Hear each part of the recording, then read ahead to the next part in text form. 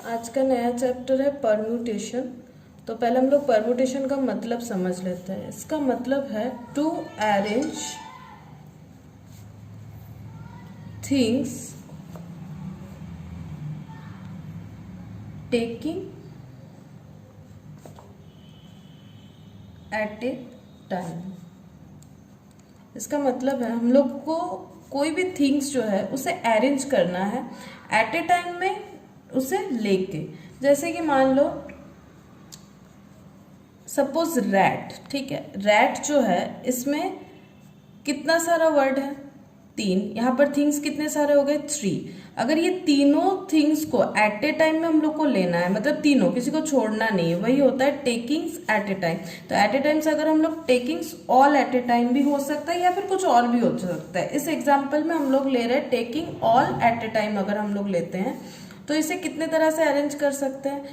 Rat जो एक meaningful हो गया। अब मीनिंग से इसका कोई लेना देना नहीं है, मुझे सिर्फ अरेंज करना है। तो फिर RAT रैट हो गया। फिर R को सामने रखते हुए T और A को हम लोग चेंज कर सकते हैं, मतलब पोजीशन के हिसाब से अरेंज करना है। फिर T को आगे लेके आते हैं, TRA TAR, और क्या बनेगा? ART ATR। तो कितने तरह हो गया? 1 2 3 4 5 6, 6 तरह से हम लोग क्या कर पाते हैं? RAT रैट को अरेंज कर पाते हैं। अब ये तो था एक छोटा सा वर्ड, तीन वर्ड का एक छोटा सा लेटर, ठीक है। तो इसे हम लोग अरेंज कर पाए ऐसे लिख के। लेकिन अगर मान लो ये 10-20 लेटर हो तो फिर उसे अरेंज हम लोग इतने इजीली लिख के नहीं कर सकते। तो दैट्स वाई हम लोग परम्यूटेशन यूज करेंगे। अब देखो परम्यूटेशन इसमें किस तरह से यूज होगा। परम्यूटेशन में हम लोग क्या फॉर्मूला लगाते हैं, पहले इसका थोड़ा कंसेप्ट और समझ लेते हैं।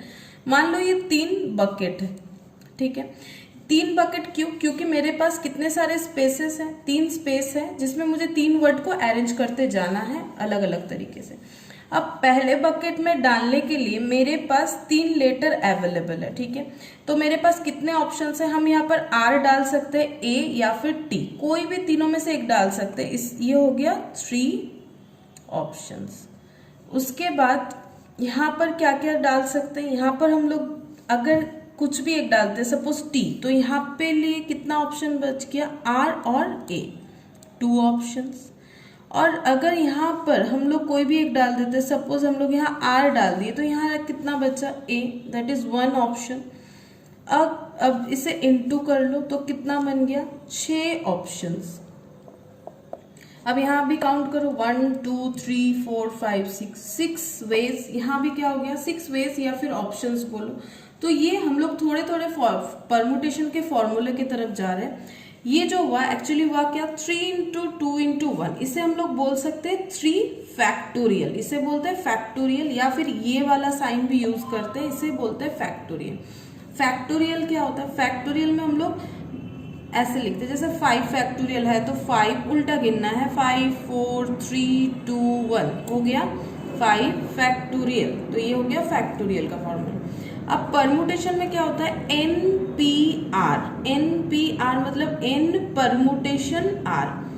N मतलब नंबर ऑफ थिंग्स। यहाँ पर नंबर ऑफ थिंग्स कितने सारे हैं? 1 2 3 3। P permutation. R मतलब एट ए टाइम हम लोग को कितना लेना है? एट ए टाइम हम लोग कितना ले रहे हैं? 3, तो ये हो गया 3P3। अब NPR का फॉर्मूला क्या है? N factorial divided by N minus R factorial. अब इसे यहाँ यूज करते हैं, 3 factorial divided by 3 minus 3 factorial. तो क्या हो गया? 3 factorial divided by 0 factorial. 3 factorial अभी मैंने सीखा है, उल्टा गिनना है हम लोगों को, 3 2 1। और 0 फैक्टोरियल मतलब क्या हो जाएगा? 1। 0 फैक्टोरियल मतलब क्या होता है? हमेशा 1 होता है, ये तुम लोग को याद रखना है। हम यहाँ लिख देते हैं 0 फैक्टोरियल इक्वल टू ऑलवेज क्या होता है? 1 होता है। तो यहाँ पर 3 into 2 into 1 6 by 1, that is क्या हो गया? 6। ये फॉर्मूला से हम लोगों ने कर लिया, ये बेसिक कंसेप्ट से कर लिया, और ये मैंने दिखा दिया प्रैक्टिकली किस तरह से होता है। अब हम लोग धीरे धीरे इसका क्वेश्चन सॉल्व करते जाएंगे, और आगे जाके अगर कोई फॉर्मूला हमें और भी चाहिएगा तो हम लोग उसे धीरे धीरे एज पर क्वेश्चन यूज करेंगे।